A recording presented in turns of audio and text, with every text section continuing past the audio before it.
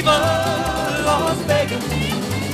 Viva Las Vegas, Nevada, also known as the entertainment capital of the world. Sin City, although it should really be called Scam City, and I'll get to that in a bit. So, recently as my 8th grade graduation gift, me and my mom went to the city while Dad and Patrick stayed home. And they totally had a great time. And if you didn't pause to read the thing at the start, let me reiterate. We took this trip very safely. We're not one of those idiots who thinks that the CB is suddenly over and we're just like, ooh, sweet, I'm gonna hug and touch everything I see. So, with that out of the way, let's begin. So, we got scammed as soon as we landed. But first, due to the CV, obviously we had to take the flight very safely. So we had to wear a mask on the plane and we wiped out everything before we touched it. Remember this for later. So anyways, we take off and we're in the air for a while. And I wanted some water. And so my mom asked the flight attendants for water. And they asked, do you want some ice with your water? And I was like, of course I do. So instead of putting the ice with the water, they put the ice in a completely separate cup.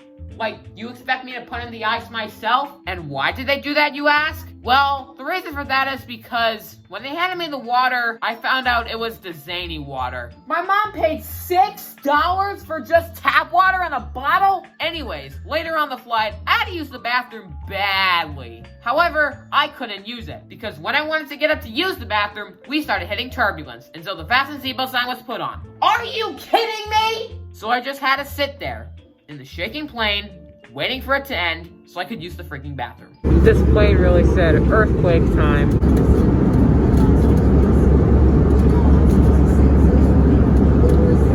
And the wait took freaking forever. I mean, I know it could get sucked out the window if I open it, but I'm desperate for anything now. However, eventually, I got to get up and go. Now, this is the first time I'd ever used the bathroom on an airplane, and let me tell you, that thing is tiny. Like, really tiny. Like, I think I had to bend down just to stand in there because of how low the ceiling was in there. I did not like having to wipe that thing down, and then having to hold on to that wipe on my way back to my seat. Ugh. Anyways, we landed at McCarran Airport at a nice 11:15 at night or 1:15 in the morning back here in Illinois, and we get a taxi and then immediately get scammed.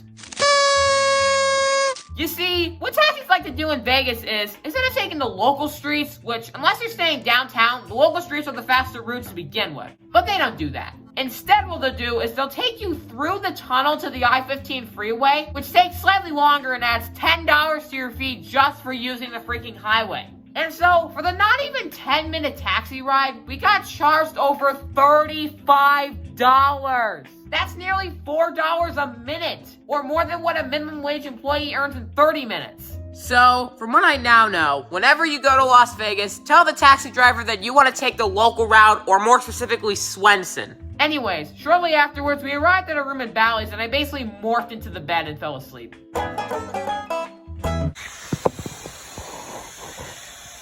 Okay, 7 in the morning, got about 6 hours of sleep, which isn't great, but I can't fall back to sleep now, so I guess not. So anyways, after we woke up, we decided that day we would go exploring around Vegas. So after we got ready and put on our masks, we walked outside the hotel, and once I stepped out, I was hit with this amazing, just wonderful smell of weed. So anyways, we then had breakfast at the most Vegas exclusive restaurant we could find, McDonald's, and we planned out our day. First thing we did was check out the Mirage. Well, the front of it, because the Mirage itself is closed right now. And after that, we went inside the Venetian, but the shops weren't open yet. And so we went to the Forum Shops at Caesar's Palace, and they weren't open yet either. If I wanted to visit a ghost town, I would have just gone to Detroit. And so we went back to the hotel room for a little bit to rest our feet before heading back out and actually going to those places once they opened. The first thing we did was go back to the Forum Shops, and we went shopping. And well, after walking for a while, I wanted to sit down. However, it turns out the benches were closed due to the CV, which is understandable. However, enforce your own freaking guidelines, Caesars, because I saw multiple people sitting on those benches anyways, and right in front of the shops. You would think that the shop owners would tell them to leave, but they didn't do that. So, good job. Okay, I can't go too harsh on Caesar's Palace, and that's for one reason. At one of the gift shops, there were these road signs that had names on it. So like John Street, Jimmy Boulevard, etc. And I looked for a minute, and I couldn't believe my eyes. they had my name. That's not an accomplishment. Okay, sure, James. If a name as common as yours, you're guaranteed to always have one. But look, I've been to gift shops across the country. Chicago, Orlando, Madrid Canyon, Denver, etc. And not one of them has had my name. Heck, on the last day we were in Las Vegas, we went to the Margaritaville gift shop. Didn't have my name, but they had Brian twice. I hate you, Brian. You stopped being a likable character after season 9. Honestly, when you got killed off for a couple episodes in season 12 and replaced with Vinny, you should have just let him replace you. Why are you booing me? I'm Ryan. Anyways, not only did they have my name, but it was actually pretty cheap, at least by Vegas standards. Shoot, I have no reason not to get this. And so I bought it, along with a snow globe, and now it's hanging up in my room. After that, we left to eat lunch at Hash House A Go-Go. Yes, that is the actual name. And let me tell you, the food there, well, it was incredibly huge. That's what she said. Leave. Anyways, afterwards, we left to walk to the Venetian Resort. However, shortly after we walked out of the building, I realized something. The sun was really bright, so I was like, oh, that's fine. I have my sunglasses after all. Yeah, I left them at the restaurant. This is fine. In fact, I have a bad record with sunglasses on vacations, really. I lost my sunglasses at the Haunted Mansion ride in Disney World 2 years ago, and my parents sure love bringing that up. But anyways, after that we went back to the Venetian Resort, and we explored the canal area and checked out the shops, which is where I got a hat from, so that was cool. In fact, I'd argue the Venetian Resort was my favorite resort on the inside. The theme is nice and well done, and the whole canal area is great. Well, almost. You see, we wanted to try the gondola ride there. However, we found out just for the two of us to ride the 14-minute ride, it would have cost us $75. Yeah, remember when I mentioned that Vegas is Scam City? I wasn't joking. Anyways, after that, we left the Venetian and went to Margaritaville to get something to drink and to rest our feet again, because mine literally wanted to die. My mom got some fancy alcoholic drink, and she even got a souvenir cup with it. Well, I just got a lemonade. And after that, we decided to check out the Bellagio Fountain Show. And I don't have a joke for this. It's unironically really cool. In fact, I actually filmed the whole thing with this semi-sketchy setup. And I'll be linking the full footage in the description and in the pinned comment if anyone wants to see it. Anyways, after that we went back to the hotel room to rest for a little bit longer and to get ready to head back out to go to dinner. Now, one of the places my dad suggested I try is Shake Shack at the New York Hotel. Now, New York is pretty south along the strip, while Bally's is pretty center strip. Now, upon looking at this map, you're probably thinking, that doesn't look that far away. Well, what most people tend to forget is that the strip hotels are big. And so, despite how close they look here, walking from the hotel room to the New York is more than a mile walk that takes about a half hour. Now, you're probably still thinking, oh, a mile walk isn't that bad. And you're right, walking to the New York wasn't that bad. And we ate dinner at Shake Shack. Now, admittedly, I didn't eat much of it because I wasn't that hungry, but it was still good, I promise. Anyways, after that, we decided to begin walking back north on the strip because we had a reservation for the High Roller Ferris wheel at the Link Hotel. However, getting there is an even farther walk than just walking from Bally's. And so my feet quickly began feeling terrible, despite the fact that we had just crossed the street from the New York. Before heading to the Link, though, we decided to check out the M&M world there. So after that, we checked out the upper floors, and then we left. But by that point, my feet wanted to cut themselves off, and so I wanted a place to sit down at. However, in Vegas, there are no benches anywhere. And I was getting to the point where I wouldn't have mind sitting on horse crap. So I had to drag myself across the strip and my feet feeling like they're about to fall off. Mom, can we please sit in the pile of thorns? Eventually, though, we made it to Planet Hollywood and sat down on a bench in the Miracle Mile shops. After sitting down for a bit, we got up and kept walking. We stopped and watched another Bellagio fountain show, which did help my feet a little more. However, when we started walking again, my feet started feeling bad again. You guys really just want to ruin the whole vacation, huh? I figured once we made it to the Link, it would soon be over. Nope. To get to the observation wheel, you have to walk down this long corridor of shops, which is another quarter of a mile walk. I just wanted to collapse onto the ground and fall asleep then and there. And then, when we got into the place, it was another bunch of walking and using escalators. And I really appreciated the short escalator rides. Eventually, though, we made it onto the wheel. And it was pretty cool. The view was outstanding. In fact, from the top, you can see up to 25 miles each way. Although, while we were on the wheel, there was these people there without a mask on at all, which I don't even know why they were let on. And one of the guys there kept saying stuff like, Yo, this is so lit. Yo, man, this thing is so lit. It's higher than the whole hotel. Yo, this stuff is really lit for real.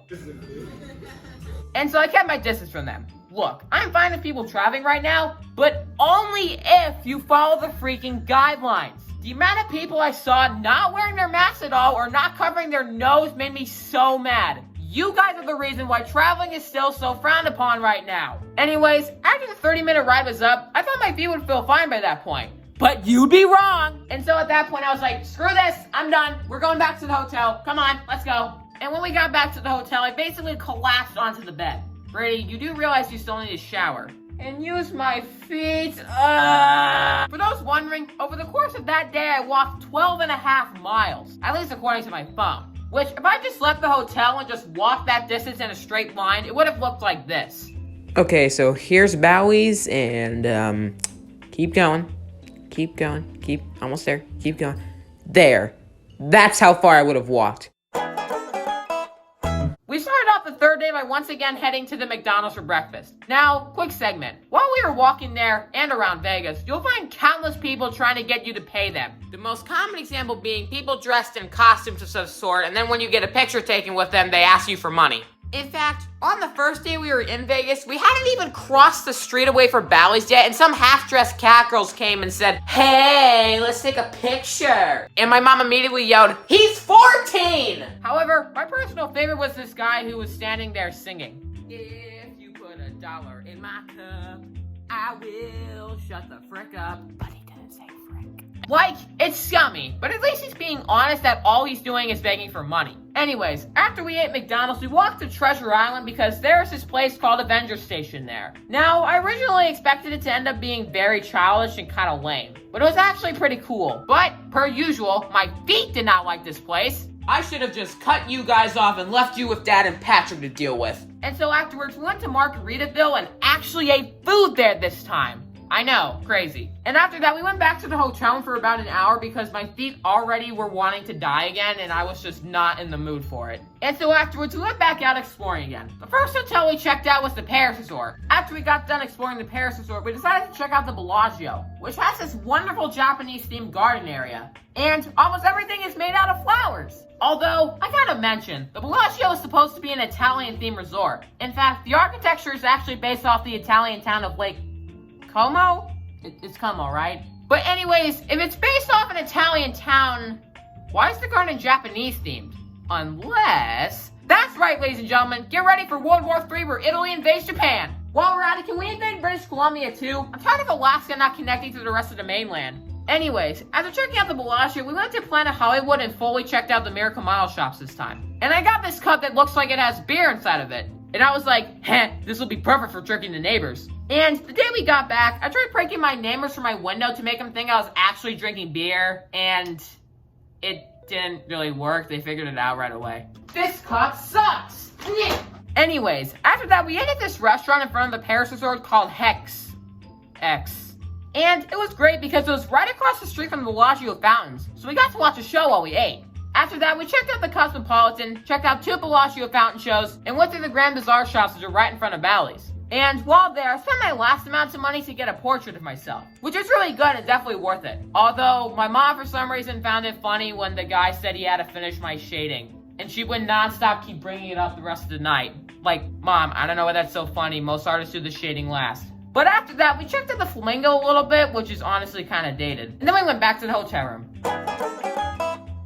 Okay, this video is pretty long as it is, so I'll try to speed run this day. So we checked out the flamingo habitat of the flamingo, and then we went to Margaritaville one last time, and then got an Uber to go to the airport, and then we catch our flight home. While on the flight, we flew over the Grand Canyon. Like, 20 times. In fact, I have no clue which one is the main park all the tourists go to. I would take a picture thinking that was the one, but then we'd fly over more and I'd think that was it. But then another area would show up and I would think that is it. Is this one it? Or is it this one? How about this one? Someone, please, tell me in the comments, because I'm convinced all of these are the Grand Canyon, and none of these are the Grand Canyon. Okay, but in all seriousness, Las Vegas was great, and I totally want to go back when things are normal again. And remember, if you want to travel right now too, please play it safe. Cases are going down in the country again, so let's keep it that way, okay? That's all I ask.